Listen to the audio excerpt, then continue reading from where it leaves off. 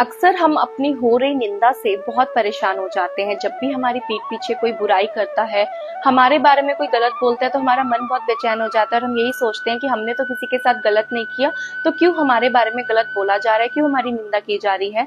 तो आज मैं आपको एक छोटी सी कहानी द्वारा समझाती हूँ कि जब भी आपकी कोई निंदा करे तो आप उस समय क्या कर सकते हैं।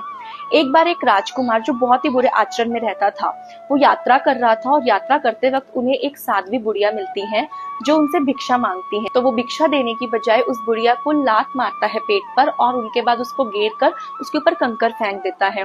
जाते वक्त वो बुढ़िया उन्हें बोलती है, जा और बढ़े। जैसे ही वो अपने राज्य में जाता है, राज्य में जाने के बाद उसके कुछ ही देर बाद अपने पेट पर जख्म आने लग जाते हैं और वो बहुत परेशान हो जाता है। वही जख्म आते हैं जहाँ उसने उस बुढ़िया को पीड़ा दी थी। उसके थोड़ी ही देर बाद उसके घर के अंदर कंकर आने शुरू हो जाते हैं, उसके कमरे के अंदर कंकर आने शुरू हो जाते हैं और वो कंकर बढ़ते बढ़ते बहुत बढ़ जाते हैं। जैसे ही वो बाहर जाते हैं और अपनी पीड़ा का निवारण ढूंढते हैं तो उन्हें एक साधु मिलते हैं और वो उन साधु से पूछते हैं कि मुझे इतनी पीड़ा हो रही है, मैं क्या करूं और ऐसा क्यों हो रहा है। तो उन साधु ने कहा कि तुमने जरूर किसी के साथ गलत किया होगा, ये उसी का फल है। तो उन्हें याद आता है, हाँ मैंने उन साध्वी के साथ बहुत बुरा किया, मैंने उनके साथ जो आचरण किया वही मेरे साथ हो रहा है। उसके बाद वो उन साध्वी को ढूंढते ढूंढते वो उन्हें बहुत मुश्किल से मिलती है और जैसे ही वो उन्हें मिलती है तो वो उनसे क्षमा मांगता है कि मैंने आपके साथ बहुत गलत किया, मुझे मेरी इस कष्ट का निवारण बताइए, मैं क्या कर सकता हूँ। तो उस बुढ़िया ने उन्हें यही बोला कि आप जो देते हो वो आपको दोगुना करके मिलता है। अगर तुम मुझे धन देते तो तुम्हें धन मिलता, लेकिन तुमने मुझे कष्ट दी, पीड़ा दी, तो तुम्हें पीड़ा मिली। कर्म से कोई नहीं भाग सकता, कर्म सबके पास वापस जरूर आते हैं।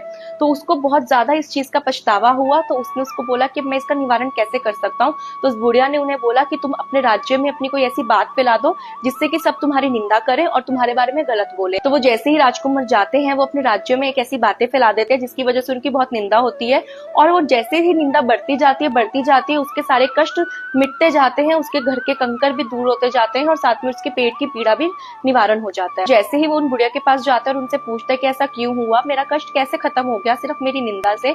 तो बुढ़िया कहती है कि जब भी तुम्हारे कोई भी निंदा करता है तो तुम्हारे सारे प्रारब्ध कटते हैं, तुम्हारे सारे बुरे कर्म खत्म होते हैं। इसी वजह से अगर तुम्हारी कोई निंदा करता है, तुम्हारी कोई बुराई करता है, तो तुम उन्हें धन्यवाद करो, क्योंकि वो तुम्हारे बुरे कर्मों को और बुरे प्रारब्ध को काटते हैं, नष्ट करते हैं। हर हर महादेव।